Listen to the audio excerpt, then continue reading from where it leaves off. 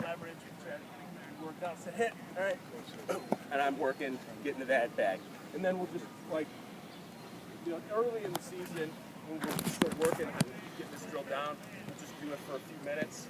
Later in the season, you can do first 1 to 10 points to make it more competitive.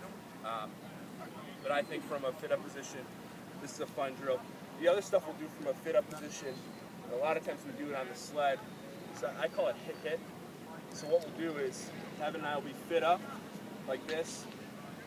As a coach, I'll say set hit. On that first hit, I strike and I chop my feet.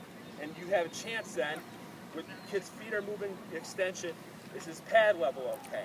So if you have a kid go set hit like this, you'd be like, buddy, get down, lower. Okay, that's where I want to be. When you say hit again, then you can come off that block. That's almost an everyday drill for us. We do it on the sled. We do usually 2 end bags on the sled. We have the kids rotate after that. And like I said, it's so much easier. I'm a huge guy in the fit-up position because it's so much easier for me to see things kids are doing wrong from that position. A lot of times when we go live or scrimmaging, half the stuff looks okay. Half the stuff, it's like, I don't know, did he do a good job? Yeah, he did all right, but he got smacked by 200-300-pound offensive linemen, so, he didn't get pushed back. I guess that's a win. It's a lot easier for us to rep stuff in here. Any questions about those topics, like stance, start, fit up, shoot your hands, that kind of stuff? Any specific questions? All right. Another drill, I don't do this with varsity guys, but I used to do this a lot at the sophomore level, to teach. Now you want, all right, so you have these kids, taught them a stance, kind of taught them extension. You went to the fit up stuff to show them like what it's like actually taking on a guy. Now you want to start getting the guy in there. So one of the drills I would do is a tennis ball extension. You've probably seen this. You just take 2 tennis balls, you have 2 guys here. As a coach, you just drop them. As soon as they see that ball leave your hand, they come out of their stance, and they're automatically having to come out low. All right? You got a question? No. Oh, just stretching. Okay. They're automatically coming out low. And as you as a coach, is just kind of keeping things like, all right, keep your head up, keep your back flat. And they're extending with their hands, and they're extending in a low good paddle position. It's just kind of a way to trick them. And that's another thing you can do competitively at the sophomore level. We used to do this competitively. We would just do the first team to catch, like, we do like ends versus tackles, or mix it up. We do the first team to catch 15 tennis balls. Losers would do, almost 10 push-ups. Just kind of, give a competitive atmosphere to your individual period. But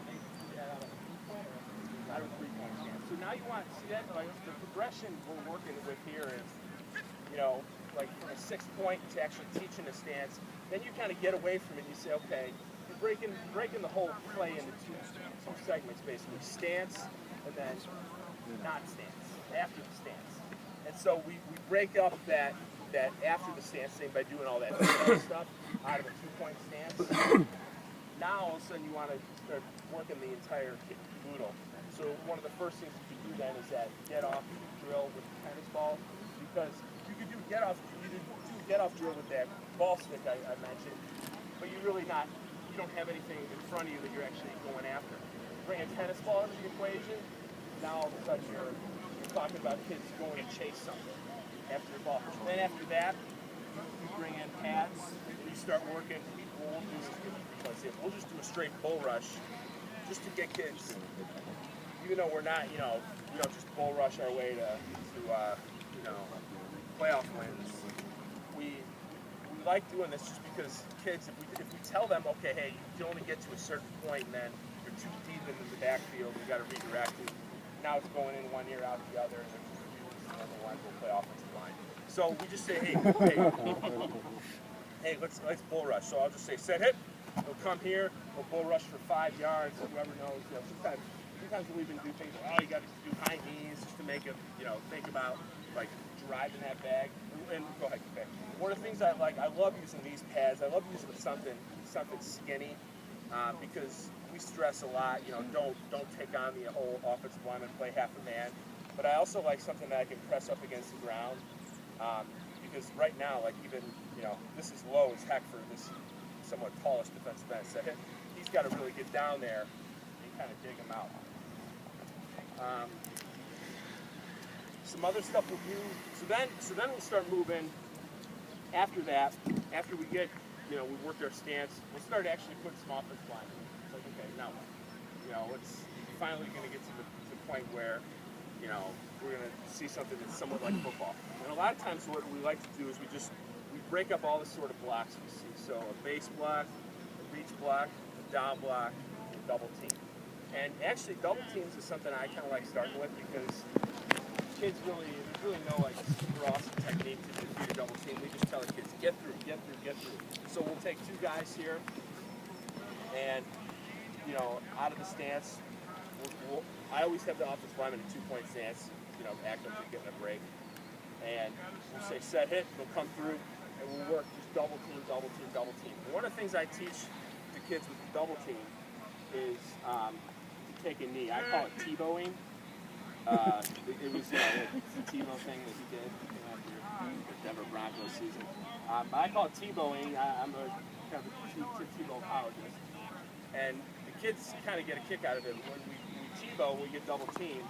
What would happen is, all right, everyone would get pressure from this guy, and then he'd drop down on a knee, kind of like Tim Tebow, and then scoop back up through the gap. And we do that because a lot of times the defensive linemen are a little bit more undersized compared to the offensive linemen. And, if we want them to create a pile at the line of scrimmage. Transition from double teams just then straight base blocks. So now it's like, okay, you just took on two guys, now let's move on to taking on one guy. Just like from that fit-up position, we'll have them go in a 3-point stance. We'll say, okay, you're just going to strike that half a man. Set hit, they'll come out of here, and we'll say, all right, turn the shoulders, rip off. And a lot of times I'll sit there and I'll go piece by piece, just like that. So again, set hit.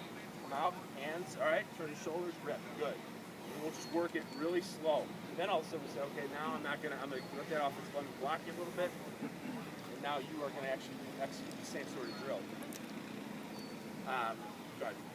What if you're, all the scenarios, what if your guy is getting beaten really bad, even up on a straight on block, and you have no other choice to have that kid in there? What techniques do you teach them to at least accomplish the not getting kicked back, but at least staying on the line of scrimmage? They're getting strong now. They're getting terribly beat. The process of, yeah.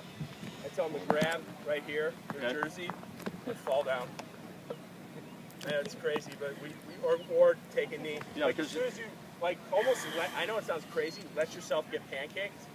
So if Evan's whooping me, I would let myself like this, and I would just try to pull him like that. Yeah, because in the best case scenario, gripping and punching and all that kind of stuff is all good, but you got to have some techniques. Yeah, you just don't want to get caught. I just don't want him to get to the linebacker. Yeah. So I tell him to hold, okay, like take a knee right here in this position, and just hold him up.